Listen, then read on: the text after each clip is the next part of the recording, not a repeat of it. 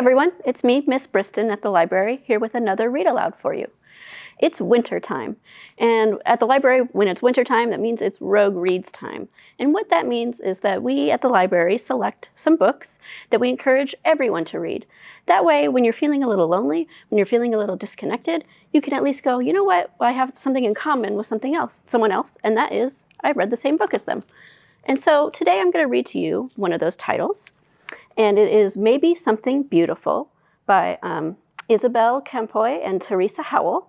And it is illustrated by Rafael López. And again, it's called Maybe Something Beautiful, How Art Transformed a Neighborhood. So let's dive in. In the heart of a gray city, there lived a girl who loved to doodle, draw, color, and paint.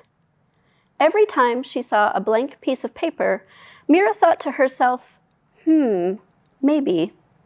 And because of this, her room was filled with color and her heart was filled with joy. On her way to school one day, Mira gave a round apple to Mr. Henry. Looks like she didn't give him a real apple, but a picture of one. The owner of the shop down the street. She gave a flower to Miss Lopez, the lady with the sparkling eyes. She gave a songbird to Mr. Sachs and a red heart to the policeman who walked up and down the streets. On her way home, Mira taped a glowing sun onto the wall, hiding in the shadows. Her city was less gray, but not much.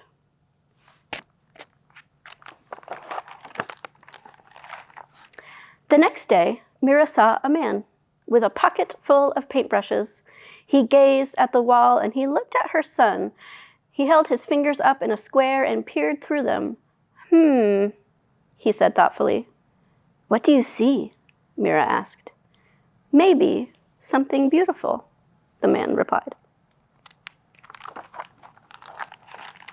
And just like that, he dipped a brush in the paint. Bam, pow. The shadows scurried away, sky blue cut through the gloom, and the man's laughter was like a rainbow spreading across the sky.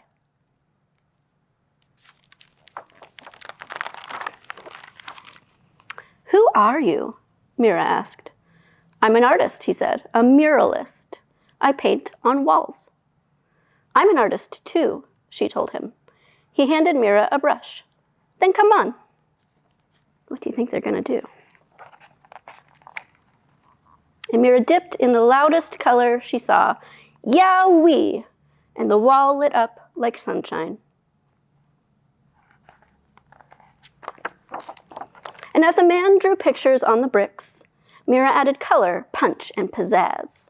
Soon Mr. Sachs joined in, and then came others. Everyone painted to the rhythm, salsa, merengue, bebop.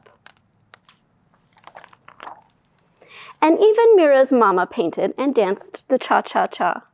And the whole neighborhood became a giant block party until the policeman walked up. Excuse me, he said. The music stopped and Mira put her paintbrush down. They were surely in trouble. The officer cleared his throat, then paused. May I paint with you? He asked. So Mira handed him a paintbrush, and the music started again. Teachers and papas jumped in, babies too. And Mira and the man handed out brush after brush, and colors spread throughout the streets, and so did joy. And wherever Mira and the man went, art followed them like the string of a kite. After they colored the walls, they painted utility boxes and benches. They decorated sidewalks with poetry and shine, and everyone danced.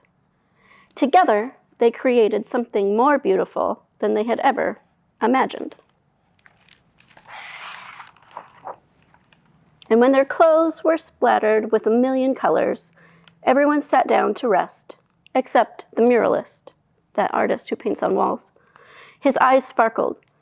You, my friends, are all artists, he told them. The world is your canvas. And he smiled wide and then pulled everything together in a big, sweeping motions. His paintbrush was like a magic wand. When he was finished, Mira added one more bird way up in the sky. Maybe, she thought, just maybe. And that was it. That was Maybe Something Beautiful, How Art Transformed a Neighborhood by F. Isabel Campoy and Theresa Howell, and illustrated by Rafael López. And the really neat thing about this story is it's actually based on a true story. So Rafael, the illustrator of this book, he and his wife moved to a dark gray, kind of boring city. And then he did what the muralist did in this story, and he started painting on the walls. And then the community joined in, and they did exactly what this community did. They painted on utility boxes and benches, and they made what was once kind of a gray, boring city into a bright and colorful one. And so with that, I actually want to give you a little bit of a hopefully fun homework assignment. And that's to create some art. Now, don't paint on walls without a grown-up's permission. But if you have some paints or crayons or paper at home, draw something that makes you happy and either hang it in your room or give it to a friend or your grown-up. I can't give you a homework assignment without also doing it myself. So if you've been with me for a while, you probably know that I love a pineapple upside-down cake.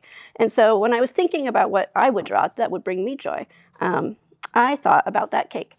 And so I drew some ingredients from that cake. I drew a pineapple and I drew some cherries. Pineapples are not only tasty, but I thought that they looked really cool. So I thought, I'm going to try to draw one. So it's nice and bright and colorful during that dark winter time. So I'm going to hang it in my room. And when I get a little sad, I'm going to look at it and it'll bring me some joy. So I invite you to do the same.